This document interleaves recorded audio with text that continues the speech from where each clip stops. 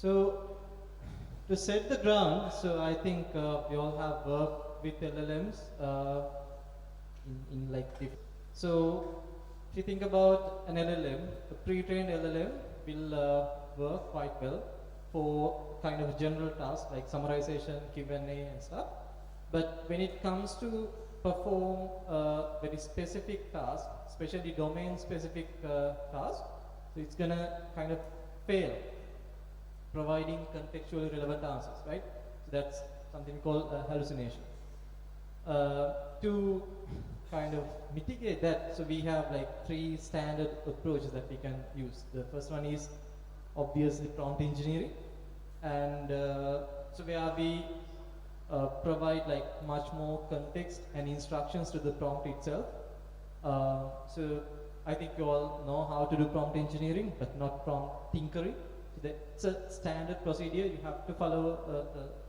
You have to do it in a systematic way, not just plugging different words and different phrases here and there into the prompt. It should be something systematic. And the other thing is retrieval augmented generation. So if you want to make your LLM biased towards a specific domain, right? So then you can use retrieval augmented generation. So what basically happens is you take piece of information from your knowledge base and you inject it into the prompt itself. So both RAG and prompt engineering are considered as context optimization techniques, because what we do there is we optimize the input that we provide to the LLM, right? We are not doing anything to the weights in the LLM. But so there are certain cases where the prompt engineering and RAG doesn't work. In those scenarios, we have to use something called supervised fine-tuning, SFT, right? So supervised fine-tuning, we take a high-quality data set to further train the pre-trained LLM, so that we can make the LLM biased towards our specific task, right? In SFT, we change the model weights, so it's called model optimization techniques. But if our use case is a bit complex, then we might need to combine multiple approaches to get our thing done. So we should carefully pick which one or what are the techniques that we need to use. Right, so if you think about how the Gen AI is being utilized in the industries, right? So these are some of the stats that I came across, and it seems like so now these days, earlier days, only the startups, kind of like early level products, use LLMs and this generative AI techniques, because there's a bit of problems, like including like uncertainty involved in these approaches. But now these days, so now even the enterprises have started using Gen AI approaches, especially the retrieval augmented generation, to get their stuff done, right? And so these stats shows that like the mission critical domains like finance, healthcare, and retail started using Gen AI approaches in their systems. So the idea is that, so anyway now LLMs are going to be integrated like even more in the future. So we have to find a way to make these approaches more effective moving forward. So I'm going to start with a use case that we have been working on for some time. So we have several fintech customers. So we build fintech solutions, fintech AI solutions for like Scandinavian regions. So we have one customer who have like huge amount of financial data, and who can try to automate the entire financial process, starting from the procurements to the financial analytics. So the the problem that the requirement that we got is that, so they have a lot of financial data, but the system that has been there provides only like access to only several set of information. But if you think about financial data, so there are huge amount of insights or hidden patterns that we can draw from, right? So the requirement is that they want to get a basically chatbot done on their financial data.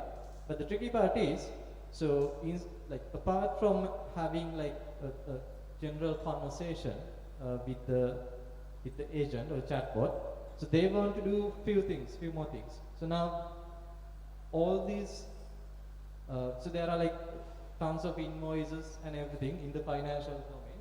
So, and there are a lot of frauds going on, right? Especially with the transaction and everything. So what they want to do is, so by providing human like a query, like by like explaining the fraud in casual like plain English, they want the AI agent to detect the financial frauds in the financial data, right? That's one of the like main use cases apart from all these financial analytics and everything, right? So that's a very tricky use case because consider the amount of information that the system have and the complexity of the frauds. So let's see how we use knowledge graphs to get that done. Okay? And so when we start building GenAI applications, so there are like very basic questions and fundamental questions that we should ask before picking the approach, right? The first thing is, does the problem involves external knowledge? In this case, yes, because the pre-trained LLMs, whatever the LLM that we use, doesn't have context about the finance related to that company, right? And the second thing is whether we have enough training data. Yes, we do have. The third thing is whether we have the training and serving budget. So training, like even the fine tuning and hosting an LLM, is not a cheap thing. It's a very costly thing. So I think most of the companies they hesitate a bit to afford training and hosting their own LLMs. So the answer to this question is, it's a no. So then we have to rely on an existing LLM. So the approach that we have to take from the previous approaches is basically drag, right? Because we have the problem requires external knowledge, and we have external knowledge, but we can't afford to train or fine-tune an LLM. So the approach we took for this use case is implementing RAG with AI agents. So before we jump into the problem in depth, I think we should start understanding with understanding the data, right? So in finance domain, like in most of the domains, right? So we have bunch of data which are from like different types. We have different kind of data, right? In this context, let's say we have invoices, we have information about the suppliers, customers, we have procurement data, many more, right? But the tricky part is, so if you take one data component, okay, at a time, that doesn't make or that doesn't tell us much, right? Because individual data points doesn't say much. The tricky part is connecting the data. Once we connect the data, we can transform the raw data into actionable knowledge. Once we connect the individual data points, then only we can see the underlying patterns, and then only we can draw the insights, right, from the data.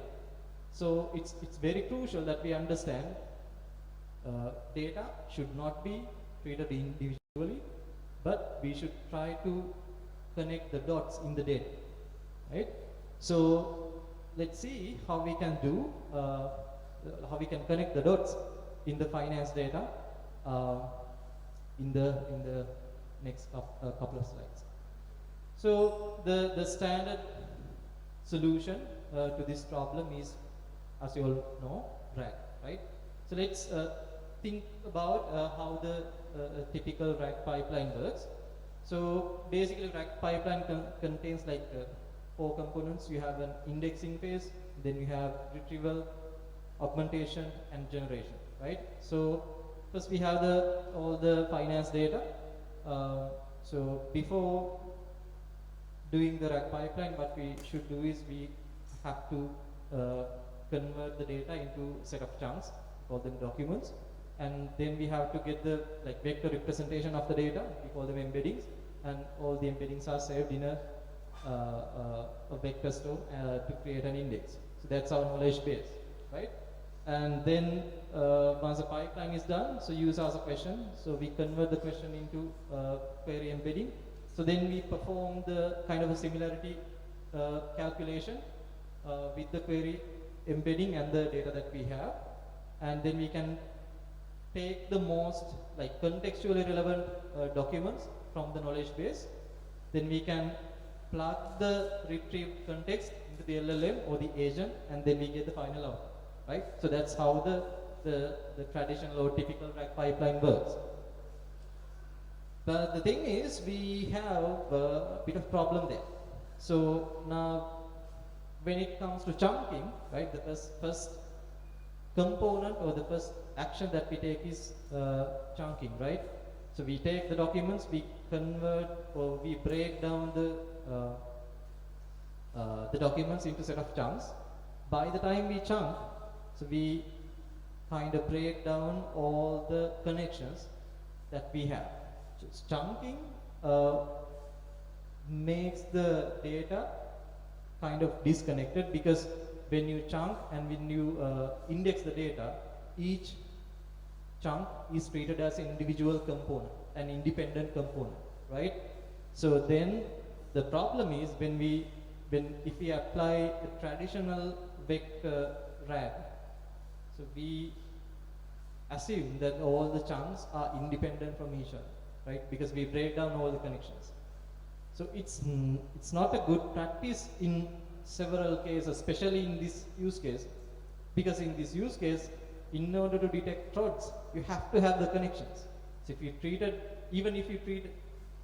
take a single invoice as a chunk, let's say, that doesn't make any sense, because in order to detect fraud, you have to have connections. How this, where does this invoice go? Where did it come from? Stuff like that, right?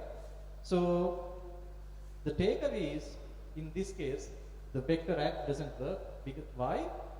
We keep all the connections down, and we treat in traditional vector RAG, we treat our documents as individual and independent components.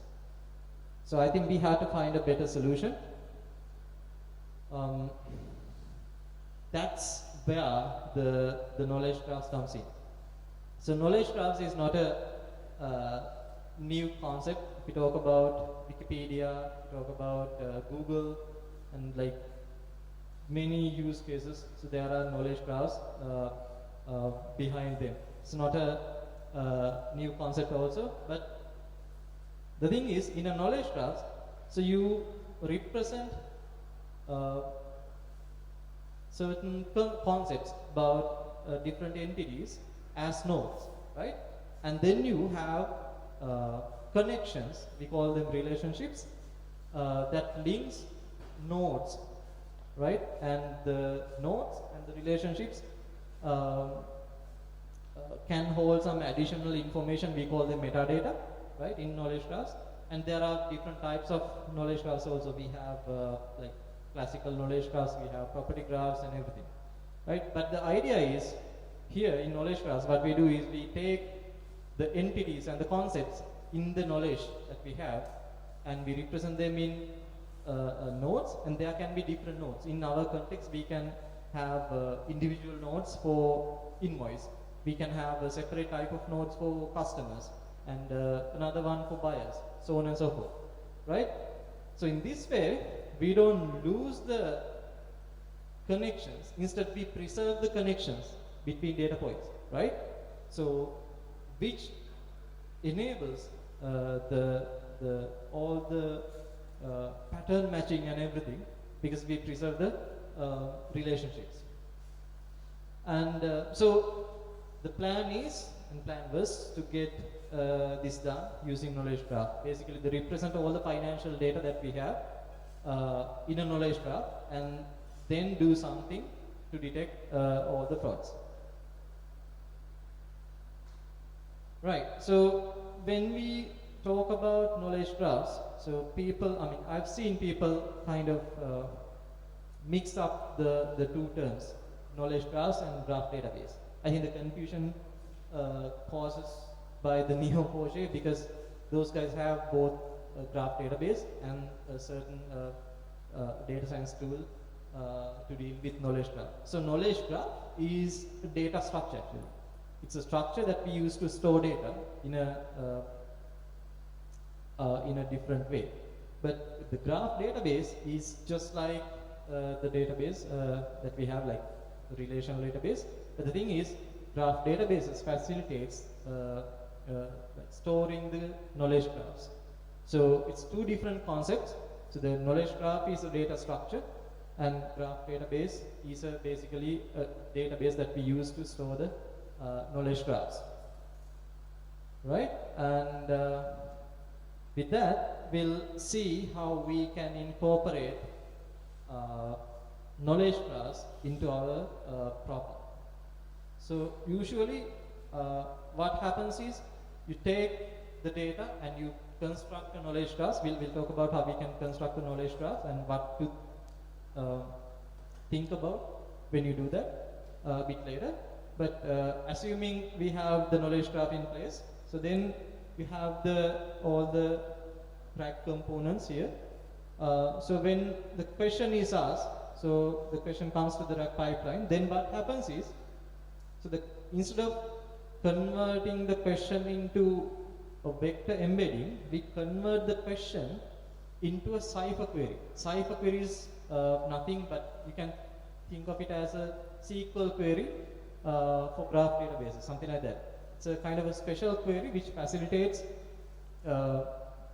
querying the knowledge graph. So you convert the text into a Cypher query, then you can execute the Cypher query to get the relevant content. So in this case, we don't retrieve the documents, we retrieve the subgraphs from the Cypher query, which have all the nodes and the connected relationships, right? And then we pass the retrieved subgraphs into the rack pipeline to get the final answer. So the tricky part is, or the thing is, so since we convert the question into a Cypher query, we don't get the individual nodes, instead we get the subgraph, which, so let's say instead of LLM we have the AI agents. In that case, we can provide more solid context to the AI agent, even for reasoning, because we have all the subgraphs in place. It's not the individual components, it's concept or its node connected with relationships, right? So now you might have a question. So now in this case, you convert the text into the question into Cypher query, and then you execute the Cypher query. Why don't we use a SQL database to do that, right? Because we have, for example, if you use LangChain, so they have like text to SQL conversion tools also, right? Pretty common. So why don't we store all this data in a relational database and then ask the LLM to generate a SQL query so that it can execute right away, right? The problem is this. So to explain that, let's take like a couple of use cases, right? First one, so there's a type of fraud called like circular invoicing. So let's say you have a set of companies, right? So in this case you have companies A, B and C. So you A company send an invoice to B company, and B company send an invoice to C, and C again send the same invoice to A, which is a circular invoicing scenario, which is a type of fraud, actually, right? Because at the end, all the money again comes to the same company, right? So let's say we want to detect something like that in our financial data. So you can see, you can compare the queries that should be generated by the LLM to solve this problem. The first one, left hand side, is the Cypher query, corresponding Cypher query, and the right hand side is the SQL query, right? And see, we haven't, in the SQL query, we haven't addressed all these the restrictions to be considered, right? So it's, if we convert the question like this into a SQL query, it's going to be way more complex even than this one, and it's really probable that LLM is going to fail to generate the relevant SQL query, right? But if you think about the Cypher, it's pretty simple. You can easily generate something like that. It's very simple query, and the LLMs are capable of generating this kind of simple queries. So instead of putting the data in a relational database, we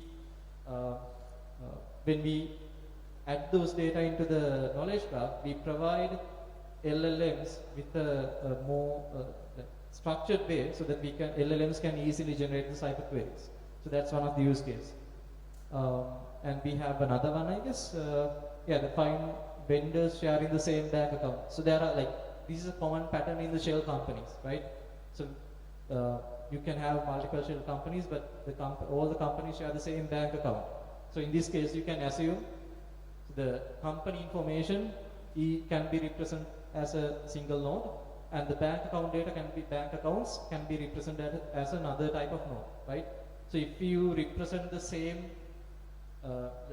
this data in a knowledge graph, so you have 3 nodes for ABC companies, and then you have a single node for that bank account, which is common for all these accounts, right?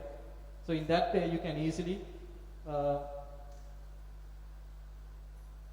easily figure out the fraud using a Cypher query. So this is the corresponding SQL query. Again, it's way more complicated than the Cypher query, right? So representing the data in a form of knowledge graph facilitates efficient query, and especially the efficient query generation, right? So now we have implemented the graph rack pipeline. So now we have to think about, so let's say the POC is done. Now we have to take this into the production. So you might think this can be taken into production, but no, we have a lot to do. So let's start working on that. Right. So when we talk about knowledge graphs and vector rack and the graph rack, so I earlier said that vector rack isolates the data points, or the chunks, which is kind of a disadvantage, right? But vector rack also has certain advantages also. Vector rack performs quite well when we need to retrieve something based on the context, right? Contextual meaning. So in our data, there can be certain components, or it could be description about the companies, descriptions about the customers, especially let's say payment terms. So payment terms are often represented as a chunk of text, right? So creating just a knowledge graph will not be able to retrieve that kind of information. Then what should we do? The thing is, you can store a whole lot of information in a knowledge graph, and one type of information that you can store is the embedding of its properties, right? For example, we can represent an invoice as a node, and each invoice have payment terms, which is a text-based feature, right? So what you can do is, in that node, you can take the payment terms and store the embeddings of the payment terms in the node itself, right? So then the beauty of it is we can perform the vector RAG in the knowledge graph also.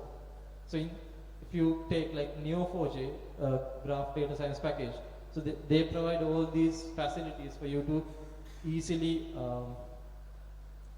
perform vector RAG in a knowledge graph also. So the idea is not to get rid of vector RAG, but to represent the data in a better way and to utilize the vector RAG whenever it's needed, right? So if you want to perform vector RAG, the idea is you can just store the embeddings, whatever the embeddings that you want in the nodes, and then you can perform all the similarity calculations and everything, right?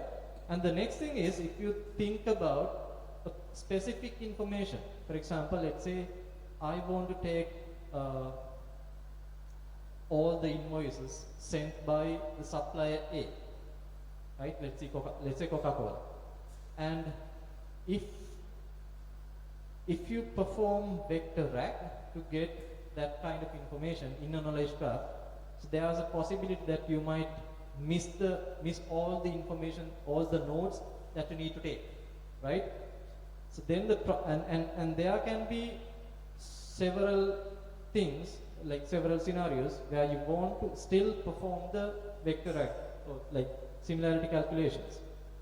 So then what we can do is we can combine multiple retrieval processes to get the most relevant outcomes. For example, let's say we want to filter out certain payment terms. At the same time, we need to filter out several supplier names from the knowledge graphs, right? So filtering out payment terms can be reasonably done using vector RAG, using similarity search. But if you want to get the invoices from supplier A or like based on exact match, where similarity search often fails, but we can incorporate something called full text search, right? So what full text search does is, it instead of matching the context, it matches the lexical meaning, the exact match of the words. So it takes all the text information in the nodes and piece by piece it matched, right? So then what we can do is, we can combine the similarity search, vector RAG, with something called full text match. So that's what we call hybrid retrieval. So in the knowledge graphs, we can perform hybrid retrieval combining multiple approaches. One thing you can do is, so basically what you can do is, you get the query and you can perform both type of retrieval, vector search and the full text search, and then you can get the top k results, each component, each type, and then you can normalize the results. So here, as you can see,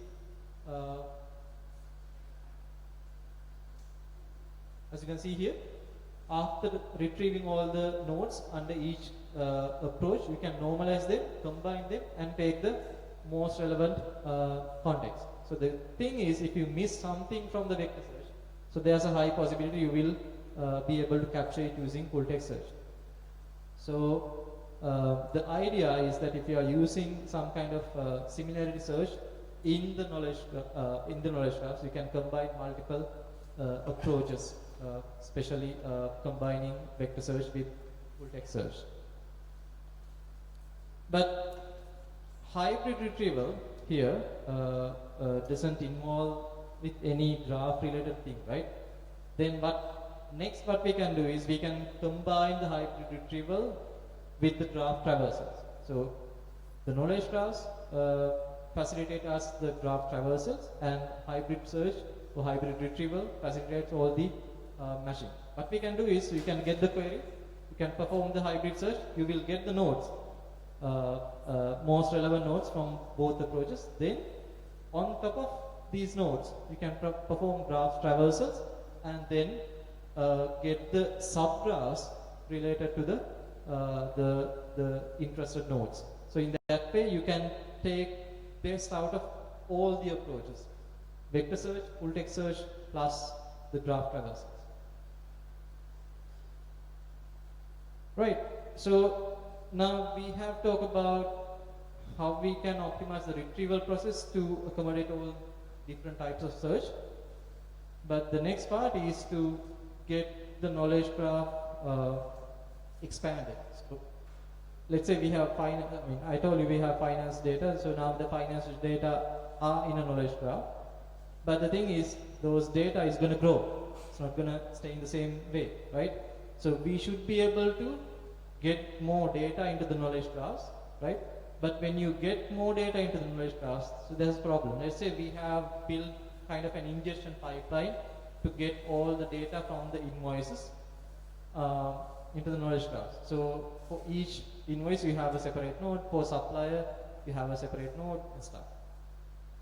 And let's say now you are getting like 1,000 invoices from the same supplier.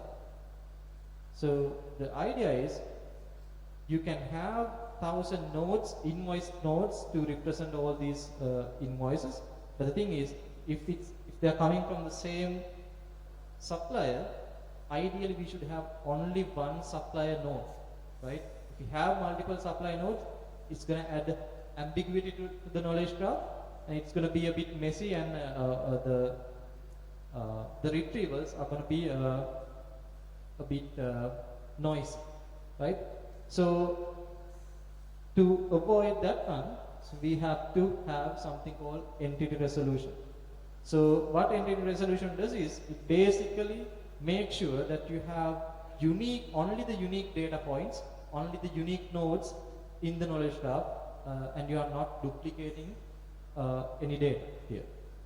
So just an example, like you can have multiple users in the knowledge graphs, but all the nodes are referred to the same person.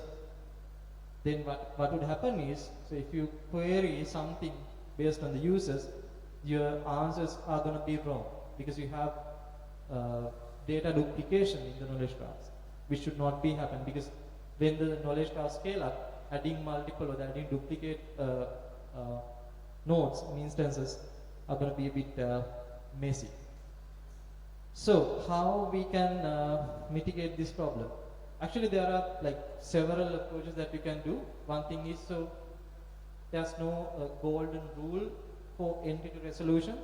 Instead, you can and you should approach entity resolution based on your use case.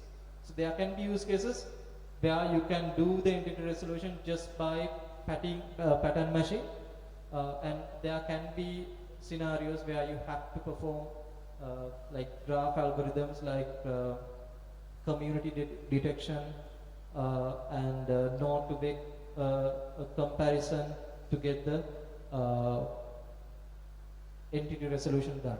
But if you are building something, if you are building a knowledge graph, and if you are planning to ingest the knowledge graph with more data, you should make sure that the entity resolution is there and you are not duplicating the data in the knowledge graphs. So this is our like final architecture, kind of architecture that we need to have. The architecture contains two components. One thing is the ingestion part, and this is the retrieval part. So ingestion part, you have all the documents, and then you have an entity extractor. Now, I mean, LLMs are kind of good at it. So you have, if you think about Neo4j's context, you have the Neo4j knowledge graph builder to get the knowledge graphs from the unstructured data. But you can create knowledge graphs from structured data also. For that, you can do your own application logic and get the knowledge graph done. Once the knowledge graph is created, you have to make sure the entity resolution is done and the knowledge graph is entity resolved, right? And then you have the final knowledge graphs, and then, like I said earlier, you can have multiple retrieval mechanisms. You can have Cypher and hybrid Cypher to get the retrievals done. But the idea is you should not always go to the hybrid Cypher retrieval because it's advanced and it combines all the approaches. There can be scenarios where you can just write a static Cypher query and get the data retrieved you want. So always you should make sure to first think about the problem and what should be done, and then pick the approach for the retrieval. Right, now we talked a lot, and these are some of the tips that I have learned and followed while we are doing all these knowledge graph related work in the finance domain. The first thing is you have to have the ontology. I mean, there can be scenario where you cannot specify a schema for the knowledge graph, especially if you are dealing with unstructured data. But if you are dealing with kind of semi-structured or structured data, you can definitely have a knowledge graph, a schema for the knowledge graph, so that the knowledge graph will have less ambiguity in terms of the structure. And yeah, entity resolution is a must, and you can convert the Cypher queries and all these retrieval mechanisms into tools, so that you can easily plug those tools into the agents. And yeah, the retrieval same goes with the tools, and you can fine tune. Especially, this is really important. So you have to be very careful when you write the prompts, when you do a graph write. You have to carefully kind of groom the prompts so that they are optimized to do the queries for the knowledge graphs. And last but not least, you can embed the agentic memory to avoid retrieving, like re-retrieving the same information from the knowledge graphs, which will save some resources and some time. So that I think the next session is about memory. We will see that. So that's pretty much it for today. And so I think that what I want from this session is that to learn about knowledge graphs, and I think you all are working on track applications at the moment. See whether you can represent the data in a knowledge graph rather than having a vector index, and try to use and try to see how these retrieval mechanisms works, and try to build your own solutions. And yeah, that's, I guess, pretty much it for me today. Thank you so much. We'll have a panel discussion later. Thank you.